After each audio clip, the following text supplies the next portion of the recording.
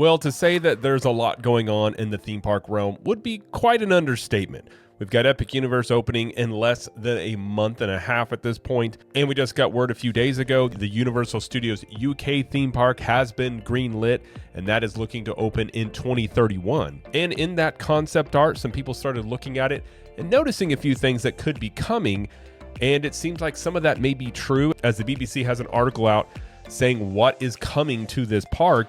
And one of these lands coming to this park is one that I have been hopeful for and have talked about many times in other videos that I think could be coming to Orlando as well. So I'm going to read through this article, see what's coming to the United Kingdom, and what this could mean for what potentially might be coming to Universal Orlando as well. So hi, I'm Jared with Capture the Magic. And like I said, this is from the BBC. It says Bond and Paddington could star at Universal Park. A source close to the Universal UK project has told the BBC what fans can expect from the new park being built in Bedford. James Bond, Paddington, and Lord of the Rings are among the brands set to appear at the park, the BBC has learned. I can tell you right now, the Lord of the Rings will make a lot of people happy. That is one people have wanted a long time in the Universal parks. You could make a really good argument. You could put that into the Lost Continent, as that would also fit there. Because the biggest rumor out there, or at least for a couple of years, was Zelda was going to be coming to the Lost Continent. And I do know on some level it was developed, at least somewhat, for that area. But given that what we're seeing in Epic Universe, I've been in the Nintendo Superstar store, Zelda is all over that store. He's in a window. There's an emblem on the floor. There's banners with Link. There's banners with other Zelda characters in that store. And seeing all of that, I think Zelda is coming to Universal Studios, but I think it's going to be coming to Super Nintendo World and not over in Islands of Adventure. So if that frees up the Lost Continent, you potentially could see Lord of the Rings come over there. And I think that would be a welcome addition. Again, it has a literature background to it, which would fit Islands of Adventure. As some people have pointed out, Zelda wouldn't fit into it because it's not based on a book. That would solve that problem. So you could see that coming, but that's not the main one I'm personally excited about. But I am excited about Lord of the Rings in general, but not the one I've been rooting for in past videos. Rides and attractions related to Harry Potter are not expected to be included. That's very interesting. On its website, Universal Destinations has claimed it is too early to know what attractions will be at the park. Construction on the site at Campton Hardwick, Bedfordshire is expected to start next year if planning permission is granted. While the source is confident that these concepts are happening, the theme park is not expected to open until 2031, which means plans could change. Universal aims to provide distinct attractions at each of its parks, with the Bedfordshire one set to feature unique attractions not found elsewhere. The BBC has been told that other themed zones and rides at the park will be inspired by Back to the Future, Jurassic Park, and Minions. Now, Back to the Future is the one I'm talking about. I'll go on about that in a minute, but that one I was very surprised to see coming to the UK park, I'll just say. The source insisted contracts have been signed, and it would be unlikely things would change. At this point, it will be little details they tweak, like let's use a different shade of paint on that Lord of the Rings castle, they said. The locations can be seen on the map of what the site could look like, although specific details such as the Hill Valley clock from Back to the Future have been obscured. Rides have already been designed, with the majority planned as indoor attractions, which makes sense for being in the United Kingdom. Roller coasters based on Back to the Future, Jurassic Park, and Minions are among the few rides that will not be undercover. There will be a stunt show based on 007, similar to the Bourne Stuntacular in Florida. I love the Bourne show, so I think a 007 one would be pretty awesome. I would love to see that as well come to the U.S. parks, but it makes sense to put it in the United Kingdom for sure. If you look at Epic Universe, the newest park they're opening in Florida, a lot of those rides are indoors too, the source said. Not a lot. It has a lot of outdoor attractions, but it does have some indoor ones. Culture Secretary Lisa Nandy told BBC Breakfast the theme park would be an opportunity to show off great British creations to the world. These are things like James Bond, Paddington Bear. These are things like Harry Potter. We've got so much to be proud of, she said. Notably, a Harry Potter-themed area will not be part of the park, as it is situated just a 40-minute drive from the Warner Brothers studio tour in Leavesden, Hertfordshire. Attractions based on J.K. Rowling's characters and settings are a popular feature of other Universal resorts. The source told the BBC that, quote, watertight exclusivity contracts made it difficult to include Hogwarts in the plans, although it could be reconsidered alongside other brands such as Nintendo or Wicked if the park were to expand in the future. Warner Brothers has the UK rights to Harry Potter attractions. They tried to find a way around it, but couldn't. That could change in years to come, though, the source said. Warner Brothers Studio Tour has been invited to comment. So what's interesting about that is there is some talk out there of Universal Comcast buying Warner Brothers. Now, obviously, with that, you could have some monopoly implications. Maybe the government wouldn't allow that to go through, but Warner Brothers is not doing well as a studio. They're massively in debt, and essentially they've been bought and purchased a couple of times. If Comcast were to buy Warner Brothers, first off, over in Hollywood, they are right next to each other. So that would make a lot of sense for that theme park alone out in California.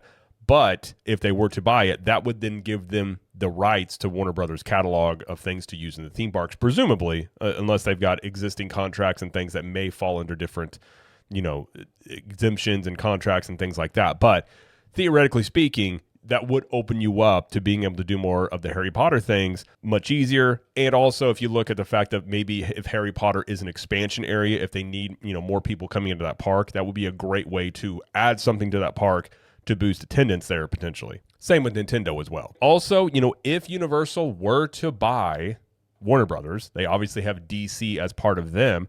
You potentially could look at Universal striking a deal, getting the DC rights. I know those are wrapped up in some level with Six Flags, but I would assume if they really wanted to, they could get those rights. They pay enough money. A lot of people talked about what happens with Marvel Superhero Island. I have contended for a long time that Universal will hold on to that for as long as they can, simply because if they relinquish those rights, which are in perpetuity, they don't have to renew that contract. Basically, Universal can keep Marvel in their parks as long as they maintain that land. Now, they're not going to be able to really update it too much because they would have to work with Disney on that, and they don't really play nice together. But if they got DC, and let's say the Superman movie this summer is successful, and let's say that they relaunch sort of the DC superhero universe, and that is a big hit, if they get the rights to DC, you could see them being very confident in just either selling those rights to Disney or just saying, hey, we're going to put in our own properties in here and get rid of Marvel Superhero Island. I'm not saying they will, but I could see if they feel confident enough in what they're doing and the direction they're going and the momentum that they have, they very well could just say, you know what, hey, have the rights back, Disney. You're not going to build any of this in your theme parks for probably 10 years anyways. And given how long it takes Disney to build things, plus the MCU is not what it was just back in since Endgame. It is not as strong as it used to be. So the threat of building more Marvel stuff isn't as strong as it used to be. I'm not saying it wouldn't be an asset to Disney, but Universal could be looking at that and just saying, hey, we no longer just want to maintain this land just so we keep it out of Disney's hands. We want to be aggressive. It is a possibility out there if some of these dominoes fall into line here. Now, this has not been confirmed by Universal. This is a source talking to the BBC, so none of this is officially confirmed. I just want to point that out to begin with. But when looking at the concept art, some people on Twitter were pointing out this looks a lot like Hill Valley. I remember seeing that and was like, surely not. But the fact that this very well looks like it is going to be Back to the Future, this brings up the discussion that I've talked about in previous videos. It's been a couple of months now, but if you look at Universal really leaning into nostalgia last summer with the summer parade they did, the tribute store, a lot of this was Ghostbusters, Back to the Future, Jaws, a lot of these, 80s movies, 90s types movies that they're leaning into this nostalgia. And really with the Fan Fest out in Hollywood, obviously featuring Back to the Future, Star Trek, other properties out there. So not only the parade, the merchandise, the tribute store, all that stuff. On the back of Stardust Racers in Celestial Park, that's part of Epic Universe, on the back of those coaster cars is a flux capacitor. So if you know anything about Back to the Future, that's obviously a very big homage to that ride. And in many ways, Back to the Future, the ride there saved Universal Studios because that was the first major attraction they had that became really like a mass hit. And I think that brought a lot of people into the park. So I think Universal themselves, you have a certain nostalgia themselves for that ride as well as the fan base. They're definitely, I think, getting a feeling for how popular these nostalgic IPs are. And I've said all along, I think if any theme park was going to do a retro ride, whether that's Back to the Future, Ghostbusters, Jaws, or any of those, Universal would be the theme park to do it. And it seems from this article that they are the company that would do that, because if they do bring Back to the Future to the UK park, that would be the first time we've really seen a retro attraction on this level come to a major theme park. Because I don't think they'd be relying on, obviously they want people to come over there, but most of the tourism at this park is not going to be from Americans coming over to England. It would be mostly locals and other people in Europe coming in. And obviously they also stated they wanted to do Harry Potter, but due to some of the exclusivity contracts, they couldn't do that. So Universal is not shy about putting all of their major properties in basically all their theme parks. So if they're putting Back to the Future out here, I would highly imagine Back to the Future is much more popular in the United States than it is in the UK. Now, we know Universal has even themselves said there are a slew of things that they have ready to go or they're going to announce for the existing parks, and then expansion areas at Epic Universe already planned out. So Epic Universe isn't even open yet, and they announced a brand new park coming to the UK. It would make a lot of sense. They would also announce things coming to Orlando, because I think Universal, and I've been saying this for months as well, is going to be insanely aggressive this next decade. They're already doing things out in Vegas with the year-round Halloween Horror Nights house. They got the kids resort they're building in Texas. Now they got the UK park they're building. And obviously a lot of their efforts are going to be in Orlando, and they're not going to just stop at Epic Universe. And I think that if you look at what Universal sort of has been teasing out there, the things they've been offering, kind of a test run of how popular some of these, retro IPs would be, I think Back to the Future makes a lot of sense. Now there is some rumors that the new coaster that's going to be replacing Rip Ride Rocket could be Ghostbusters. That's, we'll have to find out about that one. We do know that ride is going away in September, and they are building a new unnamed coaster, but we don't know what's replacing it. Would they go with more than one? I don't know. Or would that one be Back to the Future? We don't know, obviously. But I think them doing this out there could give us some indication of what they're planning on doing here. And maybe I'm just hopeful, but I think it does point to potentially Back to the Future could be coming to Orlando. It would make a lot of sense to put it in the studio side, because Islands of Adventure has gotten a lot of love the past couple of years with Hagrid's, with Velocicoaster, and the studio side does need some help. And to me, I think the ideal ride system for this would be, I would like this not to be a roller coaster like the one that's being shown out in the UK. I think seeing what the KUKA ARM technology can do now, because you have Forbidden Journey that uses the KUKA ARM system, and you have Monsters Unchained that uses it. Monsters Unchained is a much more updated version of that technology, and after riding it, it's very smooth. It gives you a lot of flexibility on things you can do. I can only imagine a Back to the Future ride that utilizes this, perhaps putting you in the DeLorean. If we think about with Disney, what they did with the Smuggler's Run, putting you in the cockpit of the Millennium Falcon, you could do something similar of putting you in the car of the DeLorean and going through and having this type of ride. I think that would be a fantastic ride idea, and especially with the technology that is proven that Universal can do. It's a great blend of screens and animatronics if they were able to do that, kind of like what we did with Monsters Unchained. And we do know Universal likes to stick with ride concepts that work for them.